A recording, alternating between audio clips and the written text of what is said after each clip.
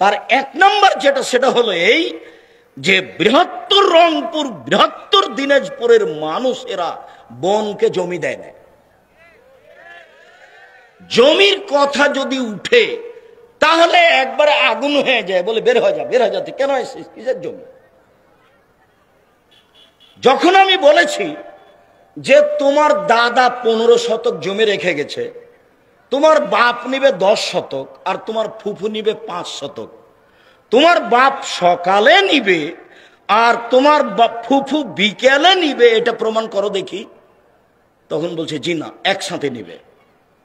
তখন আমি বলেছি দেখো, তোমার বাপকে যদি আমি কুকুর সিরিয়ালের চেয়ে খারাপ প্রমাণ করতে না পারি, আমি আব্দুর রাজ্জাক আর জিন্দেগি কোনোদিন বক্তব্য দিব না।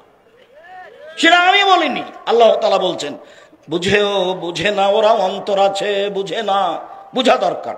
দেখেও দেখে না, ওদের চক্ষু আছে দেখে না, শোনেও শোনে না, ওদের কান আছে শোনে না। উলাইকা কাল আনাম, তারা পশু প্রাণীর মতো, তারা গরু ছাগলের মতো, তারা কুকুর সিরিয়ালের মতো, বালু মাজাল বরং তার চেয়ে খারাপ। তুমি বলো আমার বাপ ভালো, 10 বছর হলো তোমার দাদা মরা। তুমি যদি আমাকে বলো, আমি আব্দুর রাজ্জাক বিন ইউসুফ আমার বাপকে মাটি দিয়ে এসে জমি ভাগ করেছি, তারপরে খেয়েছি। যদিও জমি আমি আবাদ করি না, আমার ছোট ভাই জমি দেখেইনি, ও বরিশালে থাকে, বরিশাল সরকারি মডেল কলেজের শিক্ষক। আমরা জমি জায়গায় যাই না। আমার মা কোনোদিন ওইসব পছন্দ করতেন না, আমরাও যাই না। আমার মা মরাও 4-5 বছর হয়ে গেল, তারপরে খোঁজ নি না, ওই পাতাই পড়ি না। কি হয়, আমার বোনের স্বামীরা দেখে, তারা তাদের মতো দেখে, তাদের মতো খাইয়ে নিয়ে আমরা পাতা পড়ি না, তবে ভাগ করেছি, কবর দিয়েছি। 2, এই বৃহত্তর 2 জেলার অন্তর্ভুক্ত জেলার মানুষেরা যৌতুক নেই, ছেলের শ্বশুরের কাছে টাকা নেই। তখন আমি বলেছি তোমার বাপের ভিক্ষা করে খাওয়া উচিত।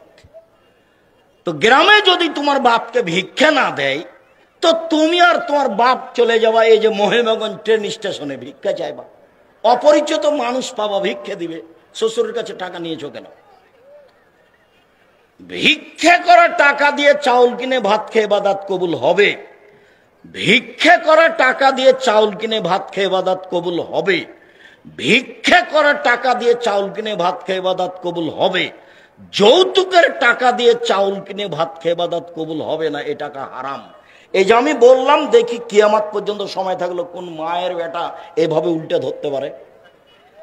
90 সাল থেকে মাঠে আছি, 90 সাল থেকে, আজকে নতুন নয়।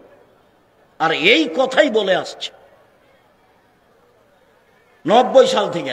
আগামীকাল সন্ধ্যা হতে হতে খাটখাটলা, চকি বাক্স, মোটর সাইকেল, সাইকেল, টাকা পয়সা 24 ঘন্টার মধ্যে ফেরত দিতে হবে তোমার শ্বশুরকে। কাপুরুষ নিয়েছো কেন? বাপ বেটা কাপুরুষ, ভিক্ষা করে খেতে পারো না, নিবা কেন? ও তো হারাম। তোমার শ্বশুর মেয়ে মানুষ করে তোমাকে দিয়েছে, এই জন্য তুমি আলহামদুলিল্লাহ বলো। তুমি এখানে টাকা নিতে গেলে কেন? কোন শরমে নাও, কোন লজ্জাতে নাও? টাকা নিবা কেন? বাপের জমি আছে, জমিদারি করে খাও। টাকা কম আছে, দিন মজুরি করে খাও। কিছুই নাই, ভিক্ষা করে খাও। ভিক্ষা পছন্দ নয় তবে জায়েজ, ভিক্ষা পছন্দ নয় তবে জায়েজ। যৌতুক নেওয়া হারাম। গাইবান্ধা মানে, রংপুর মানে, লালমনিরহাট মানে, পঞ্চগড় মানে, ঠাকুরগাঁও মানে, দিনাজপুর না মানে ছেলের বিবাহ দিলে যৌতুক নিবে, এটা স্বাভাবিক স্বভাব। বাপ বেটার একই স্বভাব। তোমার বাপের মুখখান কালো হয়েছে, দেখো, তুমি দেখো তোমার বাপের মুখ কালো হয়ে আছে। এমনি অন্য স্বভাব তো আছেই, বিবাহের নিয়ম নীতি তো উল্টা আছেই। আমার মামা শ্বশুরের বাড়ি হলো সোলাগাড়ি। এখন বিবাহের বৈঠকে আমি বলছি, বিবাহের বৈঠকে নাকি এভাবে মুখে রুমাল দিয়ে বসে থাকতে হবে। আমি তো আর এই হিসাব আমি মানিও না, জানিও না। এখন মোহরের কথা এসেছে, তা আমি মোহরের কথা বলছি। হ্যাঁ, এত টাকা মোহর হবে, যেমন বলেছি এত টাকা মোহর হবে। আমার মামা শ্বশুর লাভ দিয়ে উঠে বলছে বিবাহ উঠিয়ে দাও, বিবাহ উঠিয়ে দাও। এই ছেলে দিয়ে বিবাহ দেওয়া হবে না। বর বিবাহের বৈঠকের কথা বলে। এবার বাড়ির ভিতরে গিয়ে এতই হইচই লাগালছে, তা আমার শাশুড়ি বলছেন তার ছেলেরাকে, চুপ থাকো, কে কথা বলবো না। যেমন ভাবে বিবাহের শুরু থেকে না শেষ পর্যন্ত একটা নিয়মও জায়েজ নয়। আমার এক চাচা শ্বশুর, আমি মেয়ের কাছে বিবাহ পড়াইনি, আমি ছেলের কাছে বিবাহ পড়িয়ে বৈঠকের দুয়া পড়ে শেষ করে চলে গেছি। তখন আমার চাচা শ্বশুর আবার ওই মেয়েটার কাছে গিয়ে বিবাহ পড়াচ্ছে। সে পরে আমার কথা আসছে এখানে, মেয়ের কাছে বিবাহ পড়ানো হারাম, নাজায়েজ। মেয়ের বাপ তো এখানে বলছে এত টাকা নগদ, এত টাকা বাকি, আমার মেয়ে তোমার সাথে বিবাহ বন্ধনে আবদ্ধ হতে রাজি। তখন ছেলে বলবে আমি কবুল করলাম, তার নাম বিবাহ। বিবাহতে বাপ লাগে, বিবাহতে দুজন সাক্ষী লাগে। রংপুর, দিনাজপুর, লালমোহন, নীলফামারী, কুড়িগ্রাম, পঞ্চগড়, ঠাকুরগাঁ, গাইবান্ধা, জয়পুরহাট, এইসব ডিস্ট্রিক্টে উকিল বাপ লাগে, উকিল বাপ হারাম। তবে এইসব ডিস্ট্রিক্টের একটু সুবিধা আছে, সেদিন থেকে উকিল বাপ বাপ হয় না। কিন্তু চট্টগ্রামে যেদিন উকিল বাপ হয়েছে সেদিন থেকে আসল বাপ বাদ পড়ে গেছে, এখন উকিল বাপই বাপ। এই মেয়ের বাড়ি বেড়াতে যাবে, মেয়ে আবার এই উকিল বাপের বাড়ি বেড়াতে যাবে, এটা হলো মানে বাপ থেকে কেটে গিয়ে উকিল বাপ বাপ হয়েছে। কেমন ধর্ম, কেমন ধর্ম! আরে কিছু নোংরা কথা বইও লেখা আছে এভাবে। যখন আমি বলেছি কোর্টের বিবাহ বাতিল, কোর্টের বিবাহ বাতিল, কোর্টের বিবাহ বাতিল, আল্লাহ নবী বলেছেন যেই মেয়ে নিজে নিজে বিবাহ বসেছে সেই বিবাহ বাতিল, সেই বিবাহ বাতিল, সেই বিবাহ বাতিল। তিনি বলেছেন লা নিকাহা ইল্লা বিওয়ালিন, বাপ ছাড়া বিবাহ নেই। তিনি বলেছেন লা নিকাহা ইল্লা বিশাহিদাইনি, দুইজন সাক্ষী ছাড়া বিবাহ নেই। কিছু কিছু ফেকার বইয়ে লেখা আছে যে একজন যুবক যদি বলে দুইজন লোককে আপনারা দুইজন সাক্ষী থাকেন, এইটা আমার বউ, রাস্তার একটা মেয়েকে ধরে, তখন তারা দুইজন বলছে আমরা দুইজন সাক্ষী আছি, এইটা আপনার বউ, তাহলে বউ হয়ে গেছে, বইয়ে লেখা আছে, সেটাই ধর্ম হয়ে গেছে। আল্লাহর নবী বলছেন বাপ ছাড়া বিবাহ হবে না। তখন আমি বলেছি ওই বইয়ের কলম, বইয়ে যেটা লেখা আছে, আর গাইবান্ধার সেই ভদ্রলোক খেপে আমাকে বলছে কোন সাহসে আপনি বলেন যে কাজী সাহেবের খাতাকে টয়লেট পেপার হিসেবে ব্যবহার করতে হবে। আমি বলছি আমি যেটুকু বলেছি সেটুকু কম বলেছি। আল্লাহর নবী বলেছেন বিবাহতে দুজন সাক্ষী লাগবে, আর আপনার খাতাতে দেওয়া আছে 4 জন সাক্ষী। তা আমি কি আল্লাহর নবীকে অপমান করেছি না আপনি করেছেন? খাতাতে কয়জন আছে? 4 জন। আবার খাতা ভাগ করেছে, ছেলের পক্ষ থেকে 2 জন, মেয়ের পক্ষ থেকে 2 জন। অথচ আল্লাহর নবী এই ভাগ করেননি। আল্লাহর নবী বলেছেন একটা বিবাহ বৈধ হওয়ার জন্য কয়জন সাক্ষী লাগে?